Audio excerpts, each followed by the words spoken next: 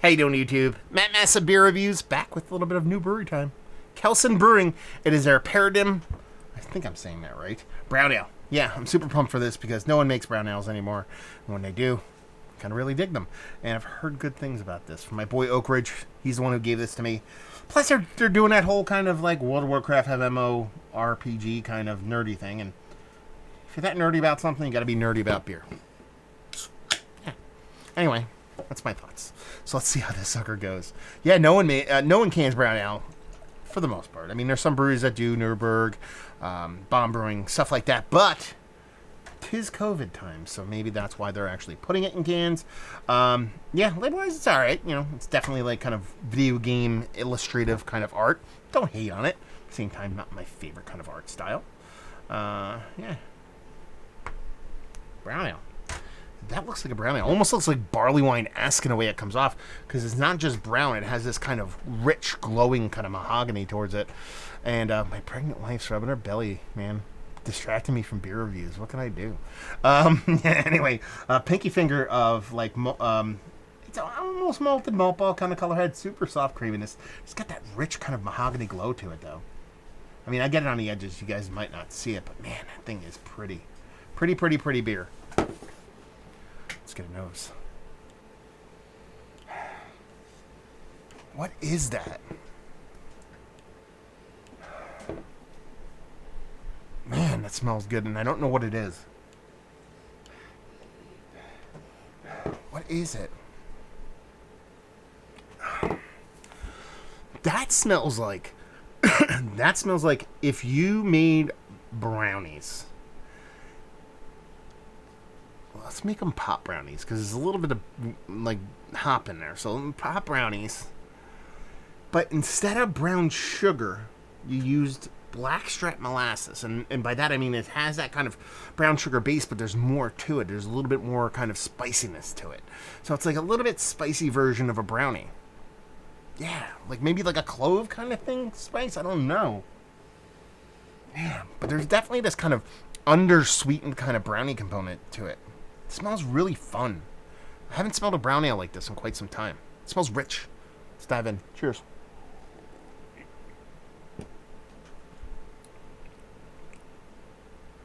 It's delicious.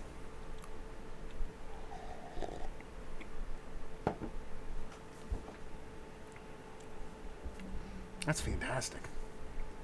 This is a really good brown ale. Good God. It's rich. It has those kind of brownie vibes, those brownie batter vibes. There's not much as far as bittering in there, so I thought that was going to be a little bit bigger base off nose, but I'm okay with it. It's bittering enough. That spiciness is still there. Again, not nearly as big as I thought it was going to be based on off in the nose, but it's definitely there. So it does have that kind of brownie / dabble of kind of blackstrap molasses thing going on. But the way it shows that kind of brownie batter thing, and I keep leaning into it, it's not a chocolate malt, it's not a brown ale, it's more of a brownie ale, but it's not overly sweet. I have to make sure you understand that it doesn't taste like a confectionery. It doesn't taste like pastry stout or pastry ale. This is what used to be made back in the day, and when someone would nail it like this, you'd be like, this is a dessert beer.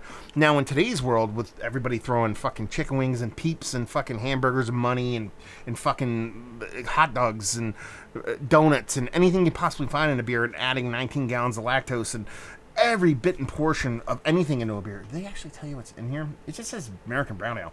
I mean, if this brewery put lactose in here, I would almost certainly guarantee that they would call it out on the label. And I don't think there is. It's not like I'm like, oh, it tastes like lactose. But it does have this kind of rich dessertiness to it that used to be the dessert beers of old. But in a real, 7%. It's not a huge beer.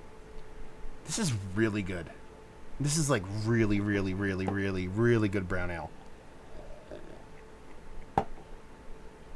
Zero hint of that metallic astringency I get from dark beers.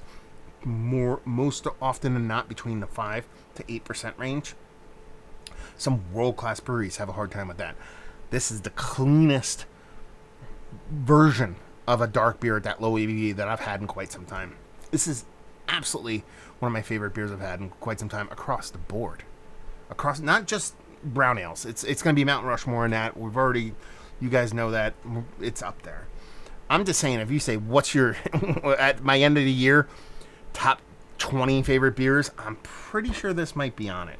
Because, again, it's a little bit of the Ritz Cracker Desert Island thing, that Eddie Murphy used to joke about back in the day and be like, Ritz Cracker kind of sucks, but if you're on a desert island, haven't had a Ritz Cracker, you give somebody a Ritz Cracker, like, it's the best cracker I've ever had in my life. So, I mean, when I get a brown ale that's really, really good, it's like, this is fucking crazy. You know what I mean? I haven't had a really good brown ale in a long time.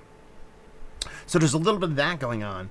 So I try to check that bias at the door, but I don't think it's that. I don't think it's because I haven't had a good brown ale in a while. I think it's just because it's a really fucking good brown ale.